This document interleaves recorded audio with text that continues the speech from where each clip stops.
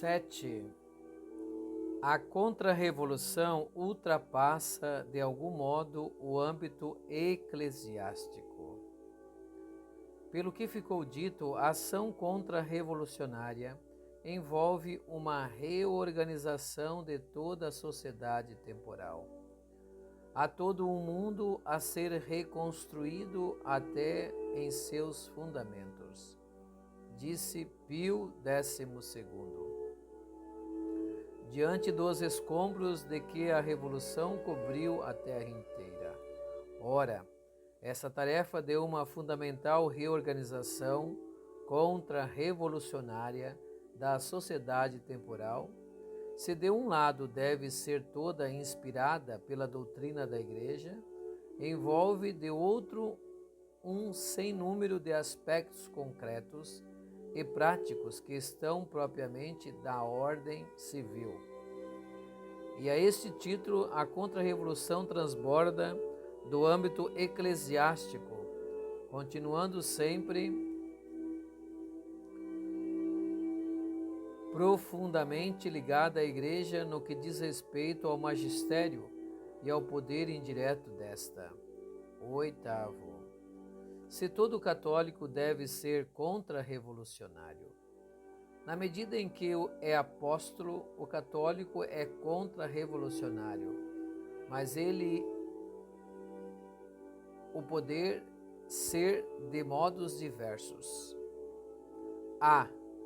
O contra-revolucionário implícito pode sê-lo implícita e como que inconscientemente. É o caso de uma irmã de caridade num hospital. Sua ação direta visa a cura dos corpos e, sobretudo, o bem das almas. Ela pode exercer esta ação sem falar de revolução e contra-revolução. Pode até viver em condições tão especiais que ignore o fenômeno revolução e contra-revolução. Porém, na medida em que realmente fizer bem às almas, estará obrigando a retroceder nelas a influência da revolução, o que é implicitamente fazer contra-revolução. B. Modernidade de uma explicitação contra-revolucionária. Numa época como a nossa, toda imersa no fenômeno revolução e contra-revolução, parece-nos condição de sadia modernidade conhecê-lo a fundo e tomar diante dele a atitude perspicaz e enérgica que as circunstâncias pedem. Assim, cremos sumamente desejável que todo o apostolado atual, sempre que for o caso, tenha uma intenção e uma tônus explicitamente contra-revolucionário. Em outros termos, julgamos que o apóstolo realmente moderno, qualquer que seja o campo a que se dedique, acrescerá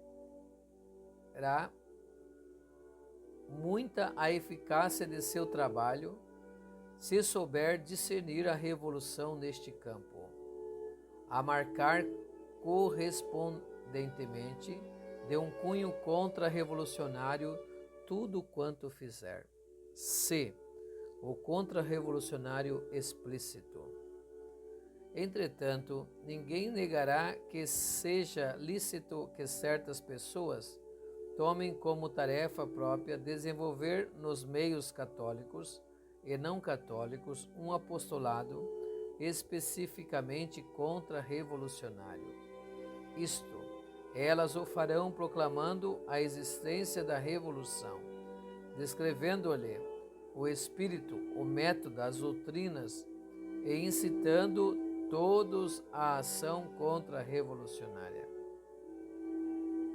Fazendo-o, estarão pondo suas atividades a serviço de um apostolado especializado tão natural e meritório, e por certo mais profundo, quanto a dos que se especializam na luta contra outros adversários da Igreja, como o Espiritismo ou o Protestantismo.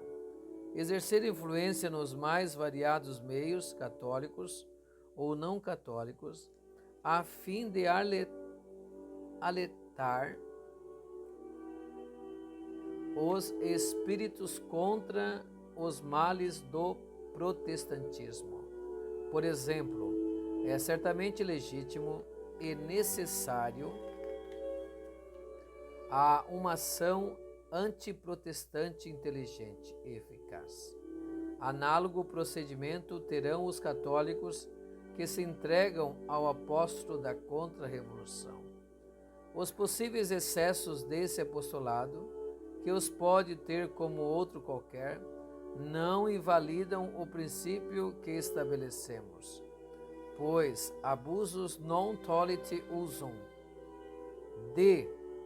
Ação contra-revolucionária que não constitui apostolado. Contra-revolucionários há, enfim, que não fazem apostolado em senso estrito, pois se dedicam à luta em certos campos, como o da ação especificamente cívico-partidária ou do combate à revolução por meio de empreendimentos econômicos. Trata-se, aliás, de atividades muito relevantes que só podem ser vistas com simpatia. 9. Ação católica e contra-revolução. Se empregarmos a palavra ação católica no sentido legítimo que lhe deu Pio XII, isto é, conjunto de associações que, sob a direção da hierarquia, colaboram com o apostolado desta a contra-revolução em seus aspectos religiosos e morais, é, a nosso ver, parte importantíssima do programa de uma ação católica sadiamente moderna.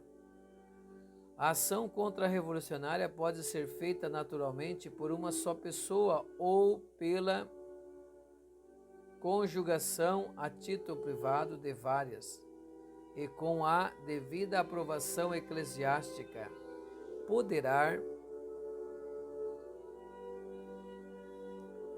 pode até culminar na formação de uma associação religiosa especialmente destinada à luta contra a revolução. É óbvio que a ação contra-revolucionária, no terreno estritamente partidário ou econômico, não faz parte dos fins da ação católica. 10. A contra-revolução e os não católicos. A contra-revolução pode aceitar a cooperação de não católicos? Podemos falar de contra-revolucionários protestantes, muçulmanos, etc.? A resposta precisa ser muito matizada. Fora da igreja não existe autêntica contra-revolução. Mas podemos admitir que determinados protestantes ou muçulmanos, por exemplo, se achem no estado de alma de quem começa a perceber toda a malícia da revolução e a tomar posição contra ela, de pessoas assim e de esperar-se que venham a opor à revolução barreiras por vezes muito importantes. Se corresponderem à graça, poderão tornar-se católicos excelentes e, portanto, contra-revolucionários eficientes. Enquanto não o forem, em todo caso, obstam em alguma medida a revolução e podem até fazê-la recuar. No sentido pleno, a verdadeiro da palavra, eles não são contra-revolucionários, mas pode-se e até se deve aproveitar a cooperação com o cuidado que, segundo as diretrizes da Igreja, tal cooperação exige. Particularmente devem ser tomadas em linha de conta pelos católicos os perigos inerentes às associações interconfessionais, segundo sabiamente advertiu São Pio X. Com efeito, sem falar de outros pontos, são incontestavelmente graves os perigos a que, por causa da associação desta espécie, os nossos expõem ou, com certeza, podem expor quer a integridade de sua fé, quer a justa obediência às leis e preceitos da Igreja Católica. O melhor apostolado dito de conquista deve ter por objeto esses não católicos de tendência contra-revolucionários.